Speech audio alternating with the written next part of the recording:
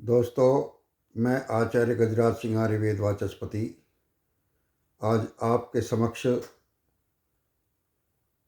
शरीर में होने वाले रोगों के साथ साथ सिर से संबंधित समस्याओं के निराकरण के लिए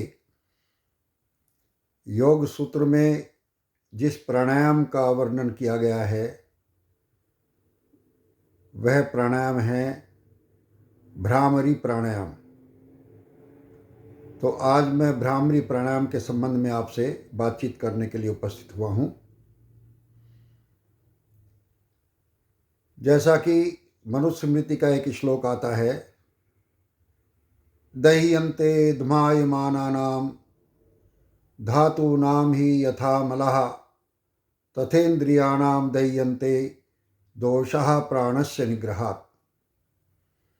इसका अर्थ है कि जिस प्रकार अग्नि में तपाने से सोने चांदी आदि धातुओं के मल दूर हो जाते हैं, उसी प्रकार प्राणायाम रूपी भट्टी में तपाने से शरीर के अंदर के नस नाड़ियों के और इंद्रियों के समस्त दोष दूर होकर निर्मलता आ जाती है। इससे यह स्पष्ट हो जाता है कि शरीर के अंदर के जमे हुए मलों को, गंदगी को साफ करने के लिए प्राणायाम अत्यंत लाभप्रद है। जैसे जैसे उम्र बढ़ती जाती है वैसे वैसे मेमोरी अर्थात याददाश्त थोड़ी कम होती जाती है, ऐसा देखने में आता है। कभी कभी किसी बीमारी के कारण भी सोचने समझने की शक्ति थोड़ी क्षीण हो जाती है, अर्थात मस्तिष्क के सेल्स डेड होने लगते हैं। और आधुनिक विज्ञान के अनुसार जो सेल्स डेड हो जाते हैं, अर्थात जो मृत सेल्स हैं, उन मृत सेल्स को दोबारा जीवित नहीं किया जा सकता, ऐसा आधुनिक विज्ञान में बताया गया है। लेकिन हमारे ऋषि महर्षियों के अनुसंधान के फलस्वरूप जो हमें प्राणायामों में एक भ्रामरी प्राणायाम प्राप्त हुई है, उसके अनुसार जो परिणाम सामने आए हैं, भ्रामरी प्राणायाम करने से व्यक्ति के मस्तिष्क के मृत सेल्स भी पुनर्जीवित हो जाते हैं और जिनकी सोचने समझने की शक्ति क्षीण हो जाती है, खत्म हो जाती है, धीरे धीरे उनके सोचने समझने की शक्ति भी वापस आ जाती है। ऐसा कई अनुभवों में आया है। तो आज हम भ्रामरी प्राणायाम के संबंध में बातचीत करते हैं। सबसे पहले तो हम किसी भी एक आसन में, जिसमें भी हम आराम से बैठ सके, उसमें बैठेंगे। चाहे पद्मासन में, चाहे सिद्धासन में, अथवा आलती पालथी लगाकर जिसे सुखासन भी कहते हैं, उसमें बैठेंगे। और जो नीचे नहीं बैठ सकते वो कुर्सी पर बैठेंगे। ये सबसे साधारण प्राणायाम है। तो सीधे बैठ करके हम अपने दोनों अंगूठे से कान बंद कर लेंगे और पहली दोनों हाथों की उंगली को माथे पर, दूसरी उंगली को आँख पर और तीसरी उंगली को नाक पर और चौथी को होठ के पास रख लेंगे। और फिर लंबा गहरा श्वास नाक के द्वारा भरेंगे। नाक से लंबा गहरा श्वास भरने के बाद और फिर नाक के द्वारा भौरे की तरह से आवाज करते हुए हम इसको करेंगे। इसीलिए इसको भ्रामरी कहते हैं। भ्रमर की तरह, भौरे की तरह इसकी आवाज आती है। इस प्रकार से हम कम से कम 11 बार इस भ्रामरी प्राणायाम का अभ्यास करेंगे। तो सीधे बैठेंगे, पहले कानों का अंगूठे से बंद करिए, फिर पहली उंगली माथे पर, दूसरी आंख पर और अगली नाक पर और छोटे वाली उंगली होठ पर रखेंगे। लंबा गहरा श्वास भर के और नाक के द्वारा भ्रमर की तरह आवाज करते हुए श्वास को बाहर निकालेंगे। चलिए लंबा गहरा सांस भरेंगे।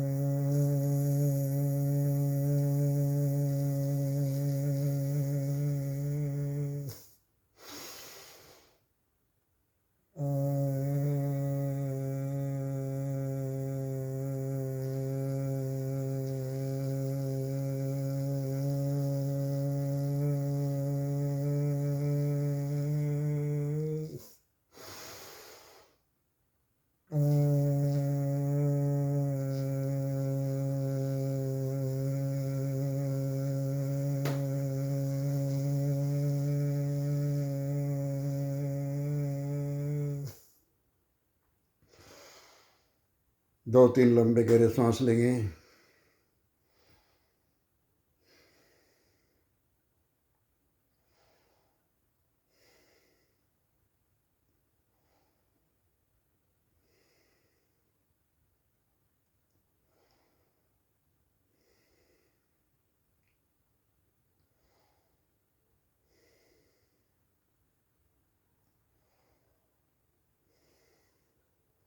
अभी हमने भ्रामरी प्राणायाम करते समय अनुभव किया होगा कि आँख, नाक, कान को बंद करने के बाद नाक से जब भौरे की तरह आवाज़ निकालते हैं तो एक झंकृति मस्तिष्क में पैदा होती है। एक झंकृति को हम अनुभव करते हैं जो सिर के अंदर लगती है, जैसे कुछ उथल पुथल, और जैसे घंटी को बजाने के बाद उसमें बाद में झंकृति की आवाज़, इसी तरह से जब हम भ्रामरी प्राणायाम करते हैं तो सिर के अंदर तरंगे सी उठती है, तरंगे सी। तो वो जो सिर के अंदर तरंगे उठती हैं, जो झंकृति की तरह अनुभव होता है, उनके द्वारा मस्तिष्क के मृत सेल्स दोबारा जीवित हो जाते हैं। अर्थात याददाश्त कम होने के जो भी कारण हैं वो सारे कारण वो दूर हो जाते हैं और पुनः हमारी जो स्मरण शक्ति है वो ठीक हो जाती है। इसलिए हमें जीवन भर अपनी याददाश्त को दुरुस्त रखने के लिए, अपनी स्मरण शक्ति को सही रखने के लिए प्रतिदिन कम से कम 5 मिनट तो भ्रामरी प्राणायाम अवश्य करें। जब हम प्रतिदिन भ्रामरी प्राणायाम को कम से कम 5 मिनट करेंगे श्रद्धापूर्वक, तब अनुभव करेंगे इसका कितना आनंद प्राप्त होता है। और जो हमारी भूलने की जो आदत हो जाती है उम्र बढ़ने पर, तो वह भूलने की आदत भी धीरे धीरे कम हो जाती है और हमारी जो बातें हैं, जो चीज़ें हैं, वो याद रहने लगती हैं। इसलिए अपने मस्तिष्क के सारे विकारों को दूर कर मस्तिष्क को पुनः स्वस्थ रखने के लिए भ्रामरी प्राणायाम अत्यंत लाभकारी है। इस दृष्टि से मेरा आपसे अनुरोध है कि आप प्रतिदिन कम से कम 5 मिनट अपने मस्तिष्क को स्वस्थ रखने के लिए अवश्य करें। जैसा कि मैं हमेशा कहता हूं कि केवल सुनने से, कहने से कुछ नहीं होता। जब तक हम जो हमने पढ़ा, लिखा, सुना उसको क्रियान्वित नहीं देंगे, उसको करके नहीं देखेंगे, तब तक उसका लाभ है या नहीं है यह अनुभव नहीं हम कर सकते। इसलिए हम अपनी दिनचर्या में योगासन, उसके साथ प्राणायाम, और उन प्राणायामों में भी अपने मस्तिष्क के स्वास्थ्य के लिए भ्रामरी प्राणायाम कम से कम प्रतिदिन 5 मिनट अवश्य करें और फिर इसके लाभ का अनुभव हम प्राप्त करेंगे तो आपको बहुत अच्छा लगेगा। दोस्तों, इन्हीं शब्दों के साथ मैं आज की अपनी बात को यहीं विराम देता हुआ आपसे पुनः प्रार्थना करता हूं कि यदि मेरी ये बात आपको ठीक लगी हो तो इस वीडियो को सब्सक्राइब भी करें, लाइक भी करें, और आपके दोस्त इससे से अधिक लाभान्वित हो सकें, इसके लिए अपने सभी मिलने वालों को इसको शेयर भी अवश्य करें। इन्हीं शब्दों के साथ एक नई वीडियो, नए प्राणायाम के संबंध में बातचीत करने के लिए जब तक मैं उपस्थित होऊंगा, तब तक के लिए आपसे मैं आज्ञा चाहता हूँ। ओम शांति।